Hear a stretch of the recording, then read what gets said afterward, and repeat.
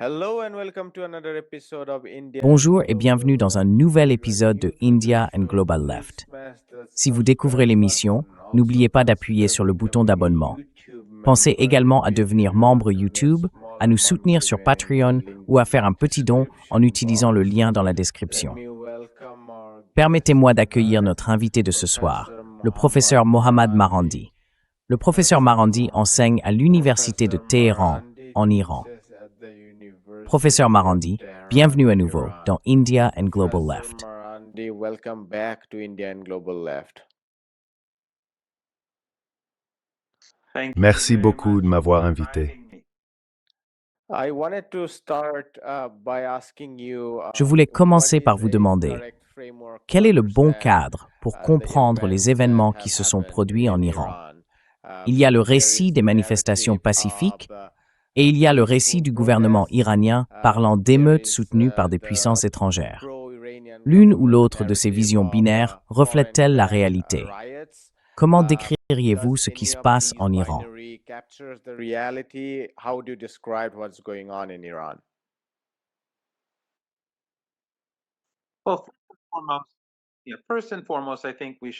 Eh bien, tout d'abord, je pense qu'il faut toujours garder à l'esprit que les mêmes personnes qui essayent depuis plus de 2 ans de nier qu'il y a un génocide à Gaza sont celles qui affirment qu'en Iran, il ne s'agit que de manifestants pacifiques et que le gouvernement tue des manifestants pacifiques dans les rues. Par conséquent, si quelqu'un a encore foi dans les médias occidentaux après Gaza, je pense qu'il est tout simplement irrécupérable. On ne peut pas le réveiller à la réalité, ses yeux resteront fermés. Mais le fait est qu'il s'agit bel et bien de terroristes et d'émeutiers soutenus par l'Occident, qui ont commis des massacres dans les rues de différentes villes. Meurtres et destructions ont eu lieu partout où ils ont mis les pieds, ou plutôt avaient mis les pieds, car les émeutes et la terreur ont pris fin.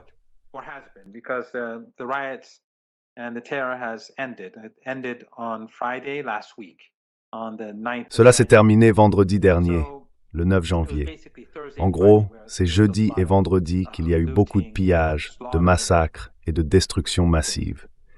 Mais tout cela avait en réalité commencé plus tôt, avec une chute soudaine de la monnaie iranienne, qui a perdu environ 30 à 40%. Il s'est avéré qu'il s'agissait d'une manipulation venue de l'étranger. Les Américains utilisaient les Émirats, le nord de l'Irak et apparemment même l'Afghanistan pour exercer une pression sur la monnaie iranienne. Après cela, il y a eu de petites manifestations à Téhéran et ces protestations se sont déroulées pacifiquement, peut-être 1000, 2000, 3000 personnes, je ne sais pas, mais de petits groupes. Il n'y a pas eu de harcèlement policier ni d'arrestation. Le gouvernement a déclaré que les citoyens, les commerçants et les propriétaires de magasins avaient le droit de manifester, car la situation monétaire était dangereuse pour les affaires.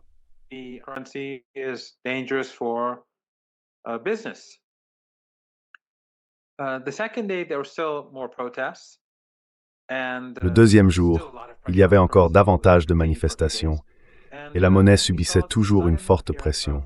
Cela a duré plusieurs jours. Puis nous avons vu apparaître soudainement des émeutiers, très professionnels, très bien organisés et armés de machettes, de fusils, de haches, de tout. Ils étaient extrêmement violents, surtout jeudi et vendredi. Rien qu'à Téhéran, nous avons vu des dizaines de camions de pompiers détruits, des véhicules très coûteux et difficiles à remplacer à cause des sanctions, ainsi que des dizaines d'autobus publics. Ces émeutiers tiraient sur les gens, de nombreux policiers ont été tués. Des images de ces événements ont commencé à être diffusées progressivement par la police et les services de renseignement. Ainsi, après quelques jours de manifestations pacifiques, sans arrestation, sans harcèlement policier et sans affrontement, nous avons vu l'infiltration de groupes d'émeutiers très bien entraînés.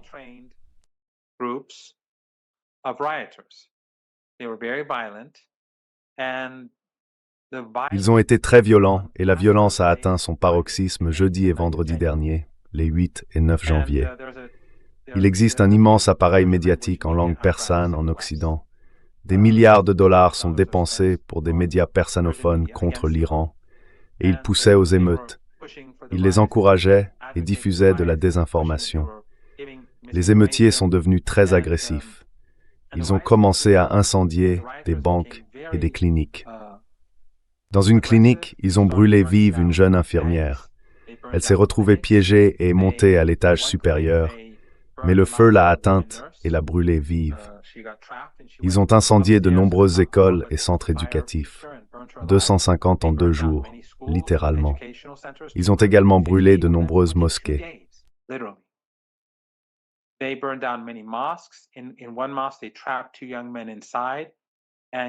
Dans une mosquée, ils ont piégé 2 jeunes hommes à l'intérieur et ont continué à lancer des cocktails Molotov jusqu'à ce que les hommes brûlent vifs. Ils ont décapité des gens. Ils ont écrasé des têtes, les ont broyés avec des pierres, des épées et des haches. C'était extraordinaire et les images existent. La police publie progressivement les enregistrements. D'abord, elle les examine, identifie les personnes et tente de retrouver les meurtriers. Aujourd'hui, ils en ont arrêté certains. Hier, ils en ont arrêté d'autres, puis ils diffusent les images pour que les gens puissent les voir. C'est vraiment horrible. Un médecin que je connais a opéré plusieurs personnes. Il a dit que beaucoup des blessures et quelques-uns des décès dans son hôpital provenaient de pistolets. Ils avaient été touchés à bout portant, souvent par derrière.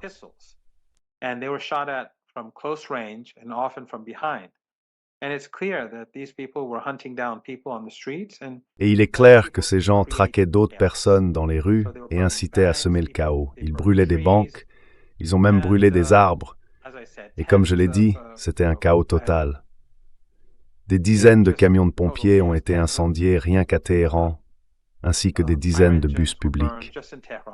Et puis, bien sûr, ce qui rend tout cela encore plus fascinant, c'est que les médias occidentaux affirment essentiellement qu'il s'agissait de manifestants pacifiques. Mais le régime israélien n'est pas de cet avis. Pompeo, qui était à la tête de la CIA, a déclaré que le Mossad était sur le terrain avec ses émeutiers. Le Mossad lui-même a publié un communiqué en persan, que j'ai tout tweeté, affirmant qu'ils étaient sur le terrain.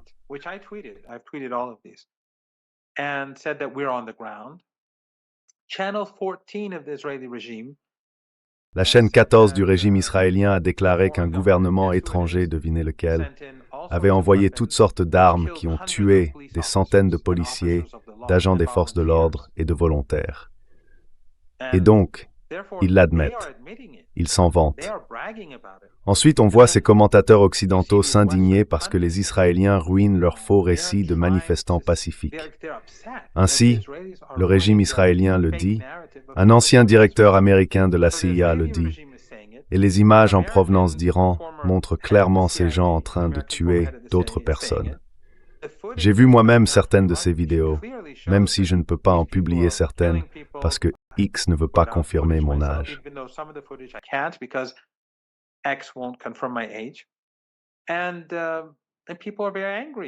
Les gens sont très en colère et indignés. Et comment savons-nous qu'ils sont indignés? Parce que dimanche, nous avons eu des manifestations massives, dimanche dernier, il y a une semaine, dans tout le pays contre les émeutiers et en soutien à la République islamique, à la Constitution et aux institutions de l'État. Il y avait environ 2,3 à 3 millions de personnes à Téhéran. Il m'a fallu quelques heures pour y aller et quelques heures pour en revenir. Et quand je rentrais après le rassemblement, des gens essayaient encore d'y aller. Et imaginez, beaucoup de ces personnes sont issues de la classe ouvrière. Elles peinent à joindre les deux bouts à cause des sanctions et des difficultés imposées par l'Occident. Mais elles sont venues quand même.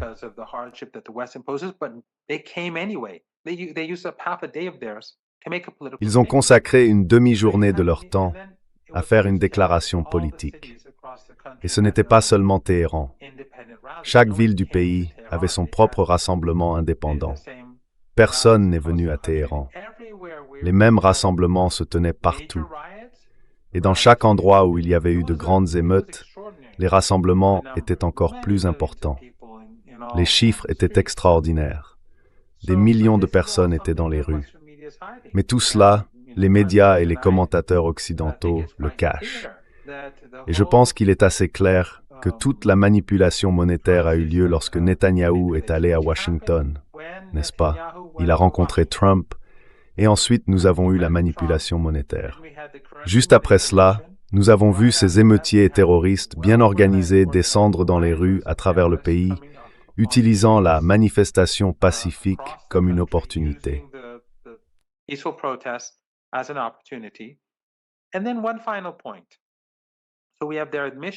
Et puis un dernier point.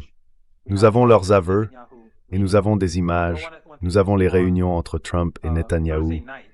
Mais encore une chose, jeudi soir, les Iraniens ont coupé, enfin je ne me souviens plus exactement à quelle heure l'Internet a été coupé. Mais quand cela s'est produit, nous avons constaté une baisse rapide des émeutes. Et vendredi, même si elles étaient très violentes, peut-être même plus violentes que jeudi soir, elles étaient moins nombreuses. Puis samedi, tout s'est effondré. Donc depuis samedi dernier, ce qui fait maintenant environ 10 jours, c'est calme. Samedi, il y a peut-être eu quelques rassemblements ici et là à travers le pays, en plus petit nombre, mais il n'y a pas eu de grande violence ni quoi que ce soit.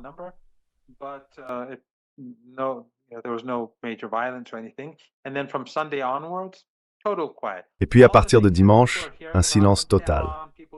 Tout ce que les gens entendent de Téhéran, des personnes tuées, c'est entièrement faux. L'Iran, tout le pays, est complètement paisible. Alors, la coupure d'Internet, qu'est-ce que cela montre? En coïncidant avec l'effondrement de ces émeutes, cela montre qu'ils recevaient leurs ordres de l'étranger. Ils étaient coordonnés depuis l'étranger. Ces émeutiers, ce sont différents groupes. Il y a l'organisation terroriste des Moudjahidines, cette secte en Occident. Il y a les groupes séparatistes kurdes, il y a les monarchistes, il y a les groupes wahhabites, salafistes, takfiri au Baloutchistan, et il y a les restes de Daesh. Tous étaient actifs.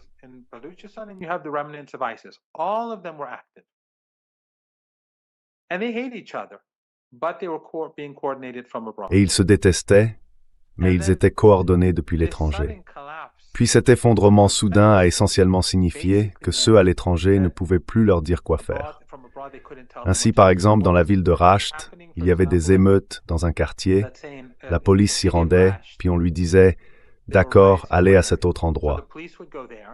Ils y allaient et attaquaient un marché, et ils ont incendié tout un marché. Mais lorsque les communications ont été coupées, ils n'ont plus pu recevoir les ordres qu'ils recevaient auparavant. Ils se sont donc retrouvés sans direction. Après quelques heures, après 12 à 24 heures, tout s'est effondré.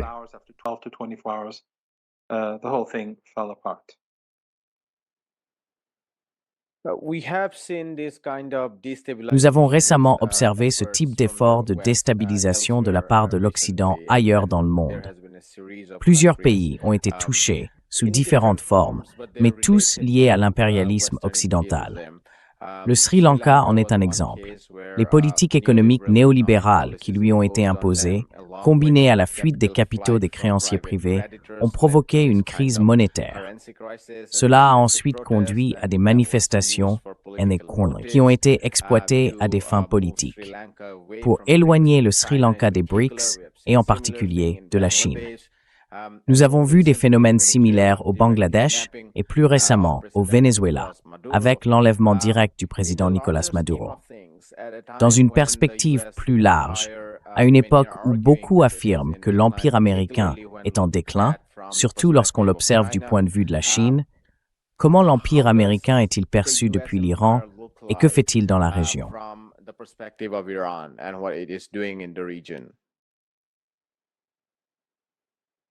Je pense qu'il est clair que la situation décline rapidement, mais à mesure qu'elle se dégrade, elle devient beaucoup plus féroce. Le semblant de civilisation et de respect des droits humains, tout cela a disparu. Nous venons de voir comment Trump lui-même a déclaré « Maintenant qu'on ne m'a pas décerné le prix Nobel de la paix, je vais me comporter différemment ». C'est un homme grossier, mais il reflète quelque chose de bien plus vaste. La manière dont l'Occident a fait tomber le masque. Dans le cas de l'Iran, je pense qu'il est assez évident que l'objectif de toute cette affaire, la rencontre Trump-Netanyahou, la manipulation du rial iranien, puis les émeutes, était coordonnée. Ces émeutiers étaient manifestement très bien entraînés. Beaucoup d'entre eux étaient armés. Au moins 300 à 400 policiers et volontaires ont été tués. Imaginez si cela s'était produit aux États-Unis.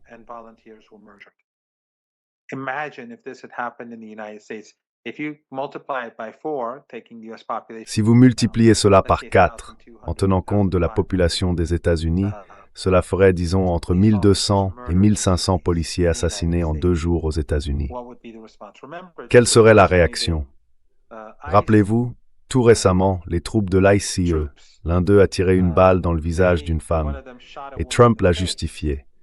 Ses partisans aussi, disant qu'elle ne se tournait pas assez vite du bon côté. Pourtant, en Iran, ils ont tué entre 300 et 400 agents des forces de l'ordre, et ils ont assassiné de nombreuses personnes innocentes. Comme je l'ai dit, ils ont brûlé vive une infirmière, ils ont décapité des gens. Je pense que c'était pour créer le chaos dans le pays afin de justifier une guerre. Ainsi, Netanyahou, Trump, les néoconservateurs et les sionistes voulaient créer le chaos en Iran pour déstabiliser le pays, et cela aurait ensuite servi à justifier la guerre.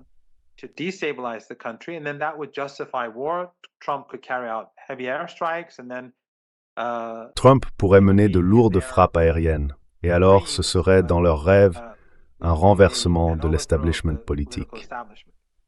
Mais les Iraniens les ont déjoués. D'abord, ils ont coupé Internet, mais ils bénéficient aussi d'un immense soutien populaire en Iran.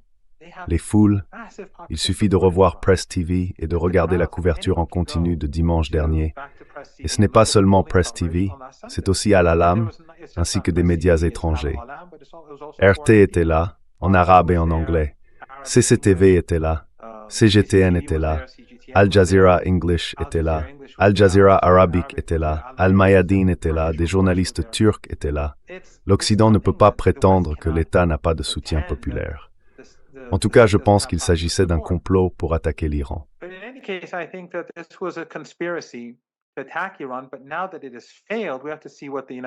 Mais maintenant que cela a échoué, nous devons voir ce que feront les États-Unis. Je pense toujours qu'il est très probable que les États-Unis mènent une attaque contre le pays.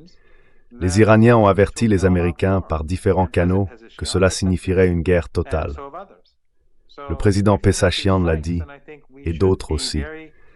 Donc si les États-Unis frappent, je pense qu'il faut s'attendre à un effondrement économique mondial. Car il n'y aura plus de pétrole ni de gaz provenant du Caucase, du Golfe Persique ou de la mer Rouge. Je pense que nous verrons une grande dépression économique, pire que celle de 1929. C'est ainsi que je le vois s'il y a une guerre entre les États-Unis et l'Iran.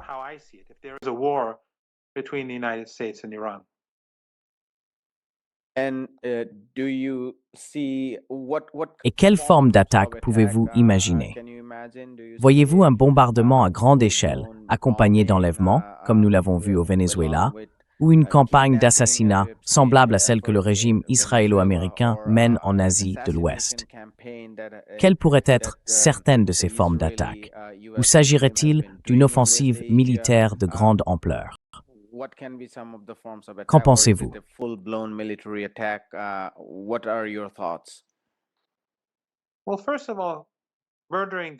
Eh bien, tout d'abord, assassiner le dirigeant ne changera rien, car l'Iran a une constitution.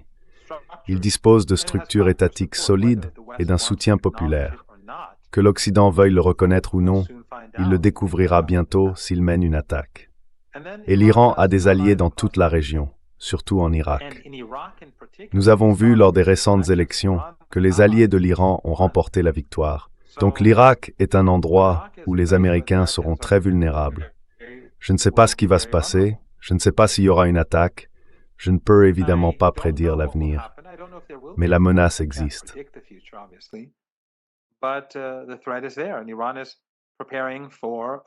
Et l'Iran se prépare à une guerre totale, car c'est le meilleur moyen d'en éviter une. L'Iran ne veut pas la guerre, mais souvenez-vous, c'est quelque chose que l'Occident a déclenché. Le problème entre l'Iran et l'Occident a 2 causes principales.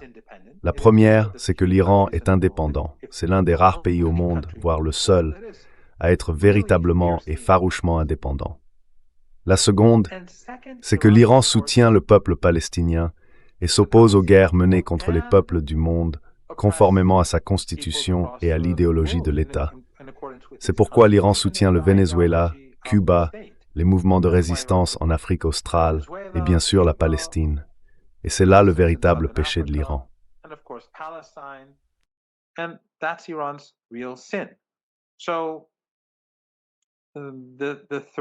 La menace de guerre doit donc être prise très au sérieux. Et je trouve aussi très intéressant que les médias occidentaux créent ce faux récit selon lequel l'Iran tuerait des manifestants pacifiques. Mais en réalité, ce que font les médias occidentaux, comme à Gaza, c'est de blâmer la victime. Des terroristes occidentaux et israéliens, ainsi que des émeutiers financés, professionnels et formés, ont massacré un grand nombre de personnes, y compris des centaines de policiers et de volontaires qui protégeaient les rues. Des centaines. Des images commencent à apparaître. J'en ai publié au moins, je ne sais pas, 20 ou 30 extraits différents. Il est clair de voir à quoi ils ressemblaient.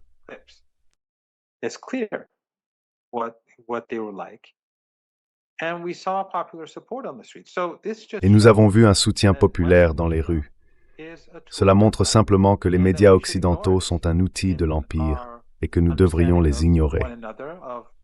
Dans notre compréhension mutuelle, entre pays du Sud global, qu'il s'agisse du Venezuela, de la Palestine, de l'Iran, ou demain de Cuba, du Yémen ou d'ailleurs, les médias occidentaux feront exactement ce que veulent les oligarques des États-Unis et de l'Occident. L'Iran ne va donc pas trop se soucier de ce que les médias occidentaux disent du pays.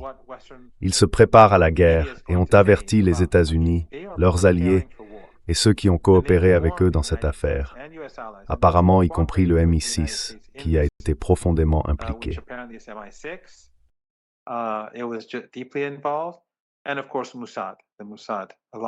Et bien sûr, le Mossad, avec la CIA. On parle d'autres agences, mais ces trois-là sont assez claires. Elles sont impliquées. L'Iran avertit donc l'Occident que si vous déclenchez une guerre, ce sera pour eux une guerre totale. Nous sommes dans une situation très dangereuse. Je ne peux pas prédire, Trump a menacé de recourir à la cyberguerre, mais nous avons aussi vu qu'à certains moments, Trump a un peu reculé après les immenses manifestations anti-émeutes et les manifestations de soutien à l'État. Nous avons vu Trump admettre que les tirs provenaient des deux camps. Je ne sais pas si vous vous en souvenez. Et bien que les médias occidentaux, encore une fois, leur faux récit, soient très solides.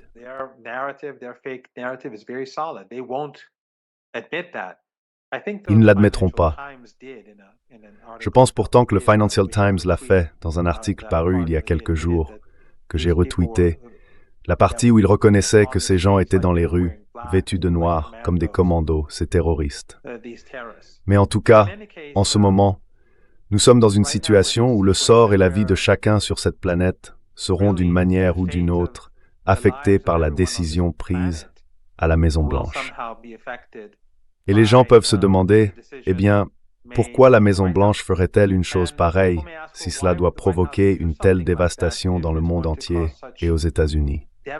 C'est clair, parce que les décideurs mettent Israël avant tout.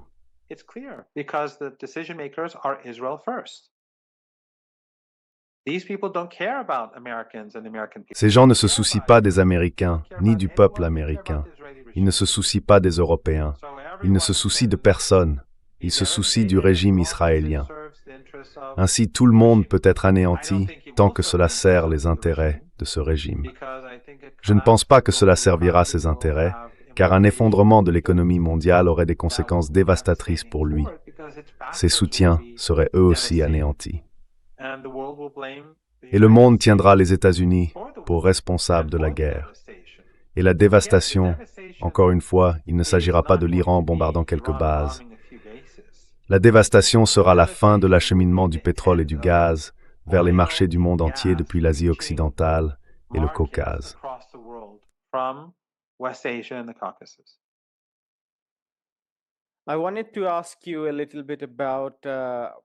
Je voulais te poser quelques questions sur les émeutiers, leur nombre et le type de légitimité qu'on leur accorde. Mon impression personnelle est que l'Iran diffère du Venezuela à cet égard, d'après les résultats électoraux. J'ai l'impression qu'au Venezuela, l'opposition est beaucoup plus importante. Un peu plus de 50% du côté chaviste-maduriste, un peu moins de 50% parmi ceux qui ont voté. Il me semble que l'opposition que les États-Unis et l'Occident essaient de manipuler en Iran est plus réduite. Tu as mentionné les Moudjahidines du peuple, des groupes technologiques, PV, Daesh et ainsi de suite.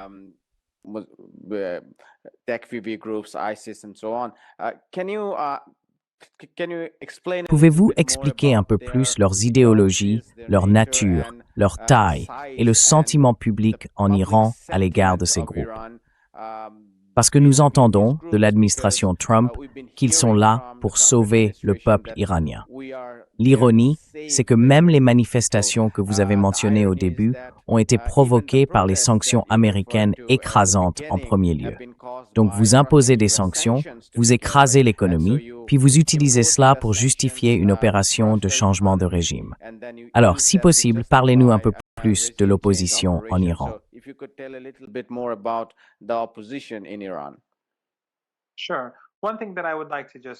Bien sûr. Une chose que j'aimerais ajouter avant de répondre à la question, c'est qu'au Venezuela, parce que j'y suis allé plusieurs fois et que je reste en contact permanent avec des amis sur place, beaucoup d'anciens opposants au gouvernement le soutiennent désormais, tant ils sont indignés par le comportement des États-Unis. Ce n'est donc plus seulement la moitié, ou un peu plus de la moitié. Le pays est en grande partie uni contre les États-Unis. Dans le cas de l'Iran, il est assez clair pourquoi ces groupes ne bénéficient pas de soutien. Tout d'abord, en Iran, nous avons de nombreux partis politiques et un environnement politique large et compétitif. En ce moment, M. Pezeshkian est affilié à un camp et avant lui, le président Raisi était affilié à un autre. President Raisi was affiliated to another camp. Both are somewhat centrist, but they're from different camps. So in Iran, les deux sont plutôt centristes, mais ils viennent de camps différents. En Iran, il existe donc un environnement politique très large qui permet aux gens de faire des choix très différents, des choix qui ont des conséquences importantes sur la manière dont le pays est gouverné. Et puis, il faut regarder les personnes que l'Occident soutient. La secte des Moudjahidines du peuple, MEK, au début des années 1980, ils ont lancé une insurrection armée. Ensuite, ils sont allés en Irak et ont combattu pour Saddam Hussein contre leur propre pays. Est-ce que cela va les rendre populaires auprès du peuple iranien? Soutenir Saddam Hussein, de toutes les personnes possibles, contre leur propre pays, quelqu'un qui l'a envahi, ils n'ont donc aucune crédibilité. Ensuite, il y a les monarchistes, le fils du Shah, un playboy pas très intelligent. Who is a playboy, who is not very smart. He has serious family problems, which I don't want to talk about. Il a de graves problèmes familiaux dont je ne veux pas parler. Son père était soumis aux États-Unis, tout comme son grand-père, tous deux très brutaux. Il n'est pas allé en Iran depuis presque un demi-siècle, et il est allé, vous savez, en Palestine, puis vous savez, essentiellement à Tel Aviv. Est-ce que cela va lui donner la moindre crédibilité en Iran? Ensuite, il y a les restes de l'État islamique et ces terroristes kurdes basés dans le nord de l'Irak, financés par et travaillant en étroite collaboration avec les États-Unis et le régime israélien. Ce sont ces forces qui ont été utilisées pour les émeutes. Est-ce que quelqu'un croit vraiment que l'un de ces groupes ait la moindre crédibilité ou légitimité aux yeux des Iraniens? Really believe that any of these groups will have any credibility or legitimacy in the eyes of Iranians? Of course not. But that is the problem. Bien sûr que non. Mais c'est là tout le problème avec un empire. L'empire ne peut jamais contrôler quelqu'un d'indépendant, quelqu'un qui se soucie vraiment de son propre pays. Et par conséquent, ces personnes ne peuvent jamais être des instruments d'une puissance étrangère.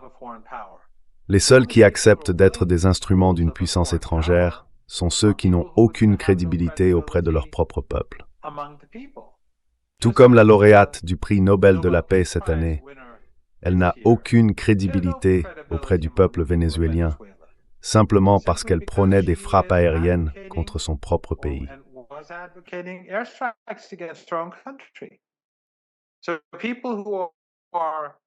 Donc, les personnes qui appellent, et le fils du Shah appelle aussi, les États-Unis à bombarder l'Iran, est-ce que quelqu'un de sensé pense vraiment que les Iraniens soutiendraient cela? Vous savez, on trouve des extrémistes partout et des gens insensés partout. Mais l'immense majorité des Iraniens ne rejoindra jamais la secte des Moudjahidines du peuple, ni les monarchistes, ni Daesh, ni ces terroristes kurdes affiliés aux États-Unis et à Israël. C'est évident comme le jour. C'est d'ailleurs une des raisons pour lesquelles tant de gens sont descendus dans la rue lundi dernier, parce qu'ils voulaient faire une déclaration politique. Ils ne vont pas laisser cela se produire.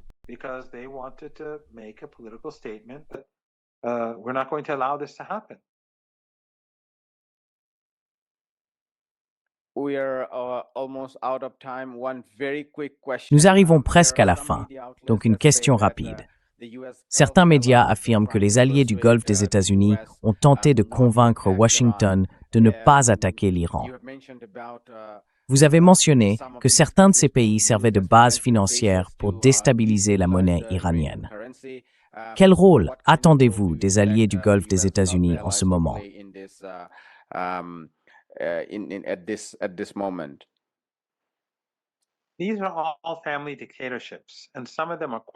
Ce sont toutes des dictatures familiales, et certaines sont vraiment minuscules. Elles dépendent fortement du pétrole et du gaz. Certaines de ces dictatures familiales accueillent des millions d'étrangers. Dans le cas des Émirats, il y a environ 1 million de détenteurs de passeports émiratis et plusieurs millions d'étrangers. Il en va de même à Bahreïn, au Qatar, et ainsi de suite. S'il n'y a plus de pétrole ni de gaz, ces régimes ne tiendront pas.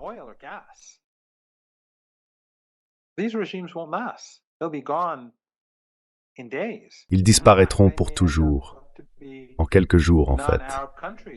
Ils pourraient même finir par devenir des pays non arabes, car la majorité de la population là-bas ne vient pas de la péninsule arabique. Il est donc évident qu'ils sont tous très inquiets. Ils ne veulent pas de guerre, car ils savent que l'Iran est on ne peut plus sérieux.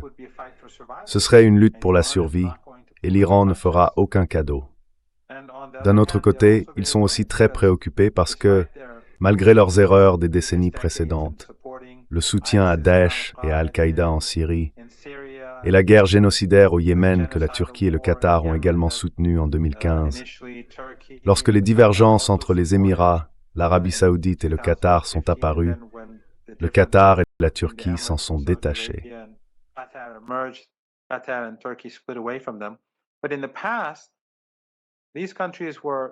Par le passé, ces pays visaient l'Iran, bien sûr, au nom des États-Unis et en coordination avec eux. Mais maintenant, ils s'inquiètent d'Israël, du régime israélien. Tout le monde sait que si l'Iran est affaibli, la Turquie, l'Arabie saoudite et la région dans son ensemble seront en grande difficulté. Ils sont donc tous préoccupés par le régime israélien et tous inquiets pour leur propre sort. Comme je l'ai dit, l'Iran ne fera pas de concessions. Si une guerre éclate et qu'un effondrement économique mondial s'ensuit, les populations occidentales comprendront que leurs dirigeants en sont responsables. Cela ne se terminera bien pour personne, et encore moins pour ceux qui ont déclenché le conflit. Et je pense que Trump sera la première personne que les gens chercheront, se demandant pourquoi il a détruit l'économie mondiale.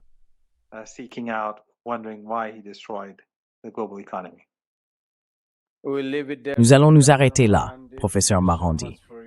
Merci beaucoup pour votre temps. Merci beaucoup de m'avoir invité. C'est toujours un plaisir.